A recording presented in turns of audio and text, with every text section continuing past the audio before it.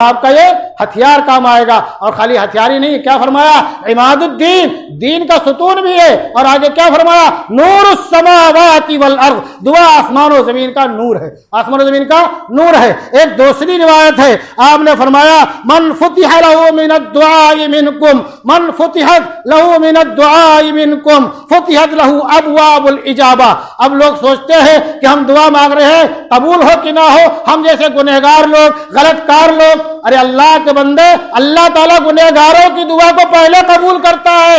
اللہ یہ سوچتا ہے یہ بندہ ہمارے گھر پہ بہت دن سے نہیں آیا تھا اور مہینوں سے, ہفتوں سے نہیں آیا تھا, آج میرے پاس آیا ہے, آج میرے پاس آیا ہے, اس کو خالی ہاتھ کیوں جانے دوں. آپ اس کی مثال ایسے لے لو, آپ کے 5-6 بیٹے ہوں اور 1-2 بیٹے آپ سے دور رہتے ہوں, آپ کے قریب نہ آتے ہوں, ہمارے ڈر کے, خوف کے, یا اپنی غلط حرکتوں کی وجہ سے, غلط عادتوں کی وجہ سے.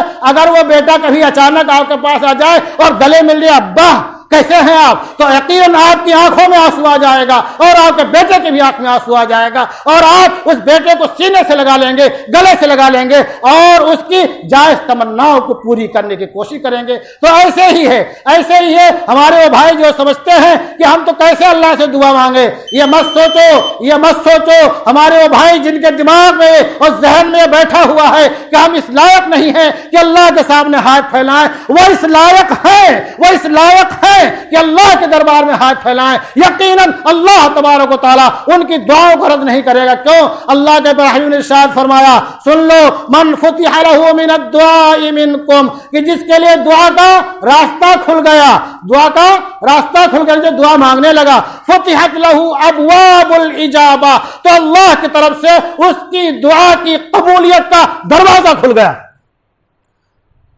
آپ مانگو تو پہلے. اور ایک دوسری روایت ہے, یہ روایت تھی مصنف ابن شیبہ کی, اس میں آخری الفاظ جو مستدرک حاکم کی روایت ہے, کیا, اب فتحت له ابواب الجنہ, کہ جس کے دعا کی توفیق ہو گئی اس کے لیے جنت کے دروازے کھل گئے. اور ترمذی کی روایت میں یہ الفاظ موجود ہیں, فتحت له ابواب الرحمہ, کہ جس کو دعا کی توفیق ہو گئی اللہ تبارک و تعالیٰ کی طرف سے اس کے لیے رحمت کے دروازے کھل گئے, رحمت کے دروازے کھل گئے. تو ہمیں دعا کے تعلق سے کبھی سوچنا نہیں چاہیے کہ ہماری دعا قبول ہوگی کہ نہیں ہوگی. بہت سے واقعات احادیث مقدسہ میں ہیں کہ کتنے خطا کار تھے, کتنے گنہگار تھے, اور جب انہوں نے دعا کی اور تو اللہ تبارک و تعالیٰ نے ان کی دعا کو شرف قبولیت سے نوازا. لوگوں کو تعجب ہونے لگا کہ یہ شخص اور اس کا جنازہ فلاں نبی پڑھائے گا, تعجب ہو گیا لوگوں کو. لیکن نہیں, نبی کو وحی کی گئی, اس نے توبہ کی اور دعا کی, اور اس کی توبہ کو اور دعا کو ہم نے شرف قبولیت سے نوازا ہے. اس طرح سے اس کا درجہ چند سیکنڈوں میں بلند ہو گیا. تو کبھی مایوس نہ ہو مسلمانوں, نا امید نہ ہو. اور دوسری روایت جو میں پڑھنا چاہتا ہوں وہ سن لو, یہ ترمذی کی روایت ہے, حضرت نعمان بن بشیر رضی اللہ تعالیٰ عنہ راوی ہے, قال سمعت النبی صلی اللہ علیہ وسلم یقول, حضرت نعمان بن بشیر فرماتے ہیں کہ میں نے جناب رسول اللہ صلی اللہ علیہ وسلم کو یہ ارشاد فرماتے ہوئے سنا. کیا فرمایا آپ نے؟ الدعاء هو العبادہ, الدعاء هو العبادہ, یہ دعا فقط آپ کے مسائل حل کرنے کا ذریعہ نہیں ہے. یہ دعا فقط آپ کے مسائل حل کرنے کی چابی کنجی نہیں ہے. یعنی آپ کے مسائل اور مصائب کو حل کرنے اور دور کرنے کی چابی کنجی ہونے کے ساتھ ساتھ یہ عبادت بھی ہے. اور عبادت کا بدلہ کیا ہے؟ اللہ کی رضا اور ثواب. کیا فرمایا؟ الدعاء هو العبادہ, کہ دعا تو عبادت ہے. ثم قرأ, پھر اللہ کے پیارے حبیب نے تلاوت فرمائی. کیا فرمائی؟ وقال ربکم ادعونی استجب لکم, اور تمہارا پالنہار کہتا ہے مجھے پکارو, مجھے پکارو, میں تمہاری دعا کو شرف قبولیت بخشوں گا.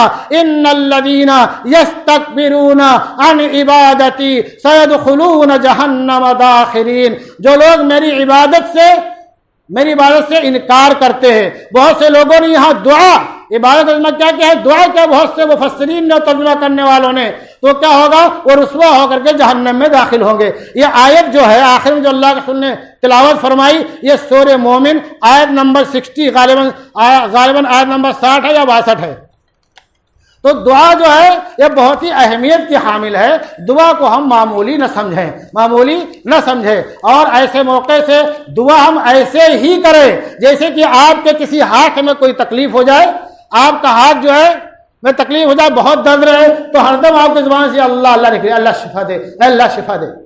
ایسے ہی مومن جو ہے دنیا میں کہیں بھی بستا ہے, دنیا کے کسی بھی کنارے ہو, ایک مومن دوسرے مومن کا بھائی ہے, ایک مومن دوسرے مومن کا بھائی ہے. اگر ایک کو یہ اللہ کے رسول کا جو ارشاد ہے بہت مضبوط روایت ہے, اس کا خلاصہ بتا رہا ہوں کہ ایک مومن دوسرے مومن کا بھائی ہے. اگر ایک کو تکلیف ہوتی ہے تو دوسرا اس کو محسوس کرتا ہے, جیسے بدن کے کسی عضو میں کوئی تکلیف ہو تو دوسرا عضو اس کو محسوس کرتا ہے.